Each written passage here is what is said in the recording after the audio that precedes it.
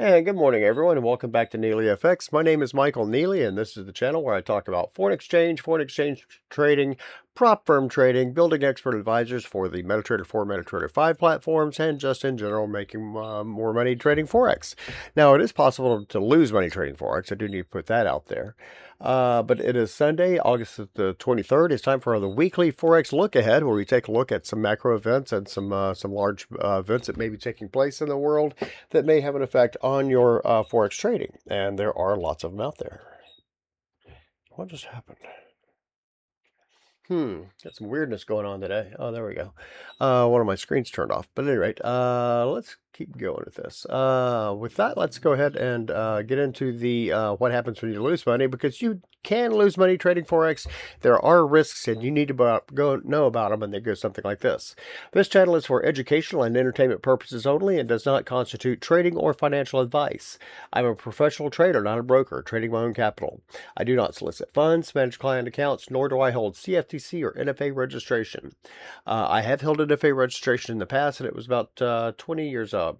I got my license, my first license, or my only license in 2002. Let's see. Forex trading is highly speculative with a high risk of losing some or all of your investment capital. Only trade with funds you can comfortably afford to lose. And here's the CFTC risk disclosure. It goes something like this. Forex trading carries a high degree of risk and may not be suitable for all investors. The high degree of leverage can work against you as well as for you. Before trading Forex, consider your investment objectives, experience, and risk appetite. You could sustain a loss of some or all of your investment capital.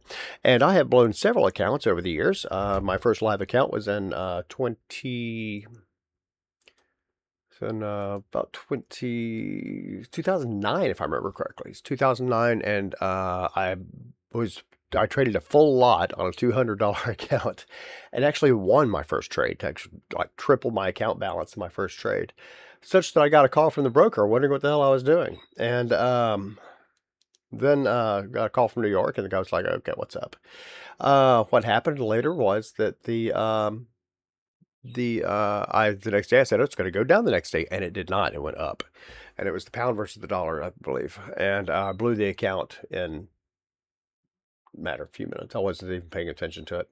But at any rate, let's see. What have we talked about? Risk. So let's talk about me some more. Here are the MetaTrader 4, MetaTrader 5 indicators and expert advisors that I'm putting up for free. These are all free downloads.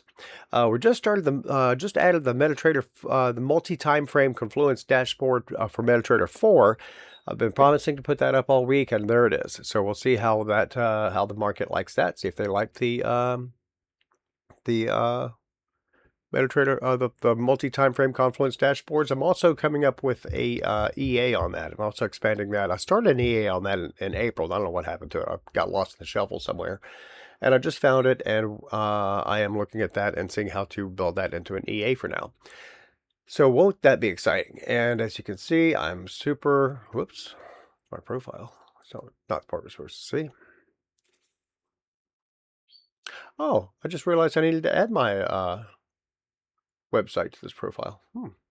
So here's you see where I added the repo for that, and I'll add my website to that a little bit later. But at any rate, that's what we have for now as far as the my products and the Forge go. And then here is the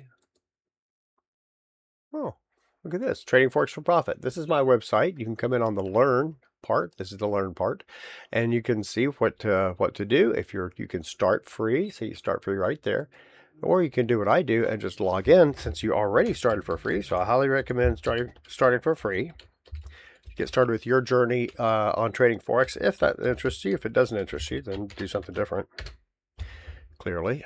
But at any rate, this is what we've got going on back here. You have the accounts, list your accounts right here. And I need to finish updating mine. Mine are way off. Those are not the accurate account balances for my current live MT4 and MT5 accounts. I do have I need to put that in there to archive old accounts. We've never built that out. We talked about it months ago. We never built it out. Oh well. So we need to go to the archive accounts, build that in there, not delete, but archive. So that way you can review them and then delete them from the archive section. That's, I think, the correct data flow. Let's see. We also have the MetaTrader. You can also add your information here to see whether it's a deposit, withdrawal, adjustment, payment, whatever. That will not appear on your trading journal. Just right here. This is the main thing. This is the journal. This is where you can start planning your trades, because we always plan our trades in Forex. Matter of fact, probably need to expand more on that in the information section, how to plan a trade. I think I already have that in there anyway. Or you can import your trades right here to import whatever's on your statement, change it into a CSV file and do it that way. And then we also have performance right there, strategies. What's your strategy? Depending on what it is, I have one in here called impulse, because it's the way I used to trade, is just seeing something move and then jumping in on it and then getting hammered right after that, or getting that position getting hammered. I don't get hammered anymore. But at any rate, that's what happens there. That is to be avoided, notice. Let's see, and then we also have news, market pulse. We'll get into that in just a minute, and economic calendar, pairs, settings, and as you can see right here, you can start for free. You can keep that free account with one, or the free account with one account for free forever, as far as I care. No big deal. Just go ahead and start for free. We have the basic risk calculator, and then basic trade journal. Basic risk calculator is actually for free on the website too. And then core workflow tools. It'll help you plan your trades and actually think out your trades instead of just throwing money at the market to see what happens. So with that, let's go ahead and go to the market pulse. Oh, we don't have market pulse right now. Markets are closed right now. It's Sunday. They close at dead neutral on Friday. That's fine. But here we have the calendar. Let's see what's going on the calendar this week. We have Monday, Treasury Secretary Bessent speaks. That's going to be interesting, because he's probably in front of Congress after doing a 30-year buyback of the 30-year Treasury bonds, and then have it snap back the next day. So a lot of people are asking him what the hell's going on right now. We will see what happens. And somebody did point out on X that he crashed a few bond funds, which is not good. But at any rate, he's still in there, and he does a good job of it. So we'll keep him there. I guess he does a good job. I don't know. For now, I mean, he was handed a mess anyway that came from the trillions of dollars that Congress continues to spend like the quote-unquote proverbial drunken sailor. And I have been a drunken sailor before. I know how they spend, and they spend lavishly. And then they wake up in the morning and realize they're broke. Let's see. And who they're... No, we won't talk about that. Let's see. We have a consumer conference board, consumer confidence coming out on Tuesday. And trim CPI for Australia. So we have some Australian data if you trade the Aussie. Here we have on Wednesday, we have preliminary GDP. Ooh, preliminary GDP for the... price index. Okay. So that means we have core PCE coming out too. 6.2%. That's really hot. That's really high. 6.2% price increase. That's probably going to miss. I hope it misses. That's a lot. Let's see. Core PCE comes out on Wednesday also. And then we have Thursday, Tokyo Core CPI. So we have inflation data in Japan. We'll see how that will have a large role on their next interest rate decision, which is, when is that coming out? I think it's September the 18th, I think. And then Friday, August the 28th, we have Canadian GDP. That's going to be interesting to see how the UCAD trades. Now that we have a trade war going on with Canada, I just can't stop laughing about that. I'm sorry. That whole thing just confuses me.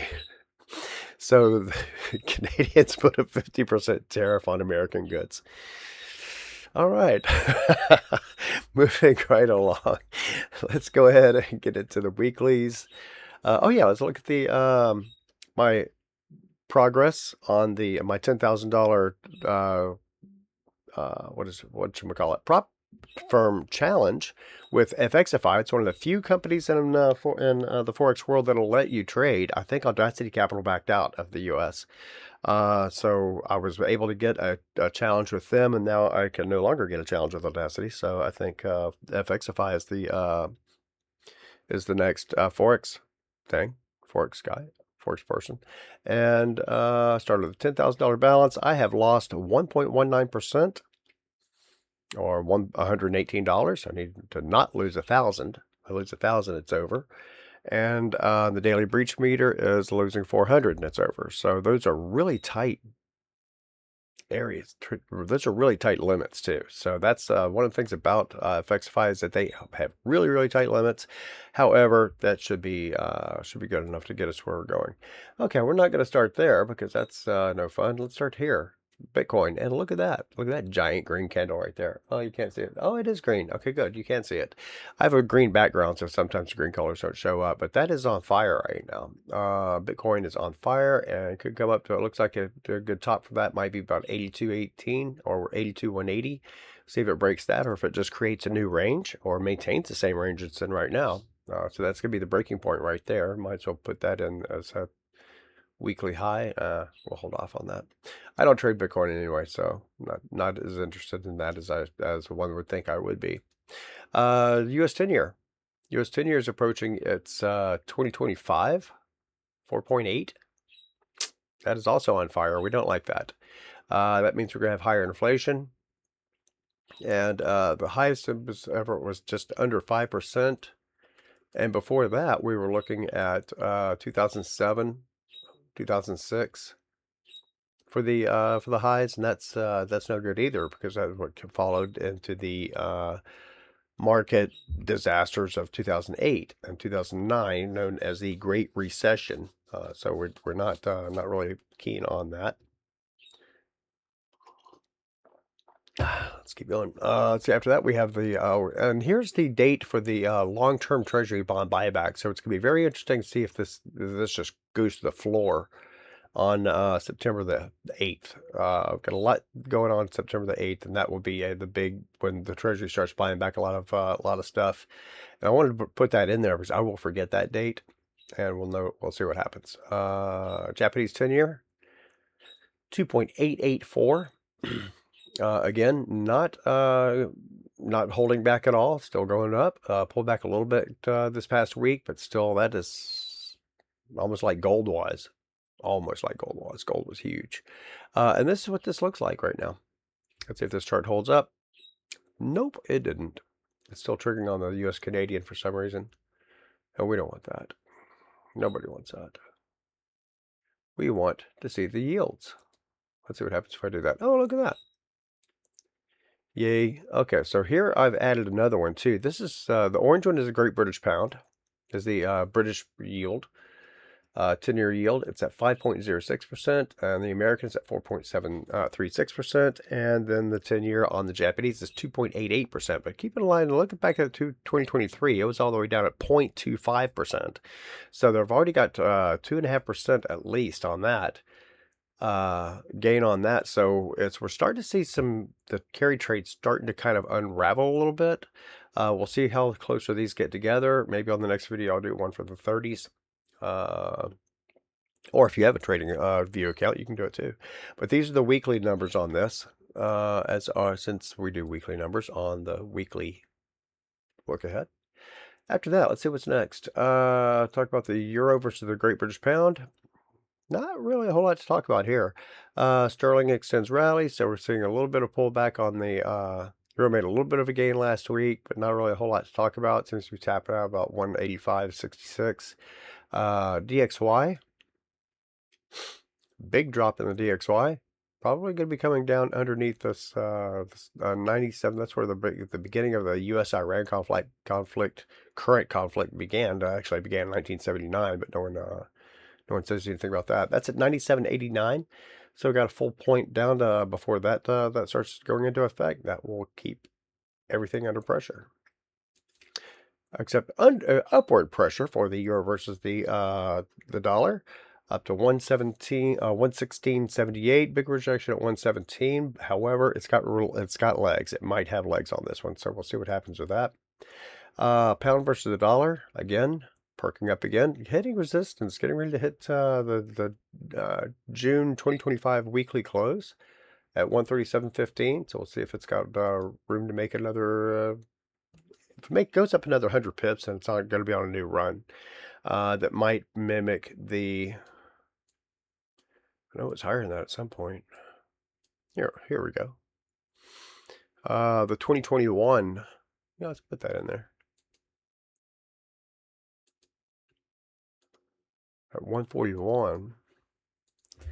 We'll call this the 2021 weekly high close because that's what it is. So that's at 140, 141.89, and there's not really a whole lot of anything holding it back between where it is now and possibly hitting 141. So that could be the next run for the British pound against the dollar. But it depends on how far the dollar goes down. Depends on how bad Besson just screwed up. If he has screwed up, he maybe what he's doing may be genius. Who knows?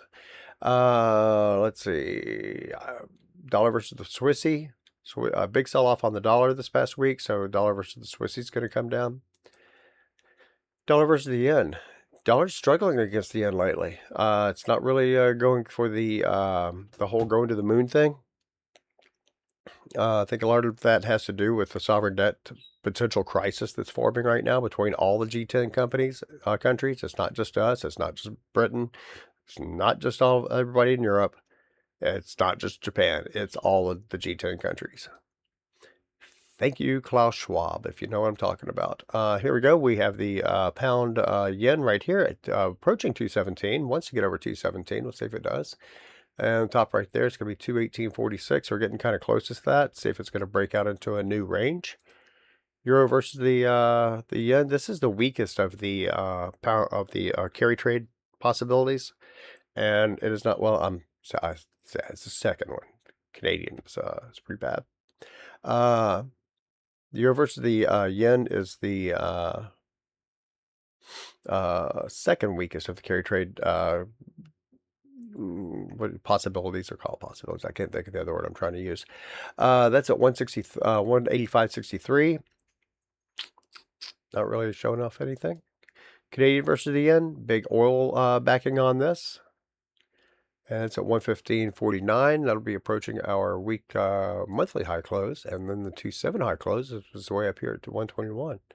So we'll see if that can continue. It's probably going to stay in that range, though. I don't see that really a breakout opportunity right there in the CAD yen. Aussie versus the yen could be a breakout opportunity here. Because you never know what's going to go on in China. And China is Australia's biggest trading partner. As a matter of fact, everyone looks at Canadian economic data to see what's actually happening in China these days, because China likes to not tell the truth. So 114.41. Let's see. How do I know that? Because in the Art of War, it is written the what is it? The art of war is based on deception or something like that, making the opponent feel like you are closer or nearer than you really are. Oil. NYMEX crude oil is at 87.06. Big green candles right there in oil. Nobody likes that. Means could have an increase in global inflation, which will put pressure on the currencies, which is where actually we make money. Here we are. We have the dollar versus the CAD right here. Looks like there's a trade war against us right now, against the United States right now. We'll see if that continues. I may want to get on the downside of that, because after that, the downside of that is going to be 135.77. That's good 150 pips right there, or 200 pips. It might be time to bag a long-term trade all the way down into 135.77 and then get out. You know, and again, this is not trading advice. This is merely an idea, and this is merely my opinion. It's not even my opinion right now. It's just an idea. But do not take that as trading advice. Do not take anything I say as trading advice. It's for entertainment purposes only. Australian versus the dollar is right there, 71.70. Could run into the might have legs on it. We get over 72.44. That's gonna be about 70 pips up. Be a nice slow 70 pip win if that happens. Gold 46.03. Finally finding a weekly close over 46 again. And it's this could have legs too, because gold is going to be one of the things that the anti-fiat currency trade is right there in gold and silver and Bitcoin. So if we start seeing a correlation between gold, silver, and Bitcoin, that's going to be a very strong risk off on. I don't even know how they classify that anymore. Gold was a risk off trade. Now it's a risk on trade. I don't know. Depends on if it's on or off. Depends on what you're talking about too. You see, if you throw the stock market in there, if the stock market is crashing and the currencies are taken off, then which one is it? Depends on your bias in your trading. Platinum right there. 1895, big run up in platinum this past week. Palladium 1350, not so much. And then the silver. Ooh, silver's my favorite. See if I can break 70 again. That fair value gap is right at 71.87.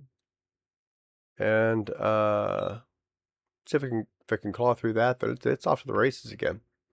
Of course, that'll also mean a lot of weird things going on for the entire world if the precious metals start going through the roof again. Let's look at the weeklies for the IGV. IGV was a nice doji right there, right at a resistance level. So we're not sure if that's going to continue or not, but 103.37 for the iShares Expanded Tech Software Sector ETF. And then we have HubSpot, 240, not really going anywhere. This past week, finding a lot of resistance right there at 240, so we'll see if that continues. CRM, aka Salesforce, up a big chunk this past week at $13. The $13 or 13%. $13 or 6.6%. Intuit, one of my weirdly favorite stocks and favorite companies. I love QuickBooks, but it's just getting a little pricey for me. 21.34 for my next business. I'll probably go use something different, like FreshBooks. GoDaddy right there, up 2.216 on the week. Not really anything to talk about. Let's see. We also have Adobe right there at $11 up on the week. Again, Adobe's becoming kind of a sweetheart for some reason. I mean, I don't know what's going on. I know they changed out a lot of their C-suite. So it was down here at 194. That's almost a $100 move in 10 weeks. Not a bad showing. Upwork, it's I hope you don't own. Let's just. That's just for entertainment purposes. Really, is Upwork. It's not really going anywhere. It was a great idea in 2010, and they've kind of screwed it up. Mag 7 right there. They sold out to AI and then just destroyed their entire U.S. market base. Mag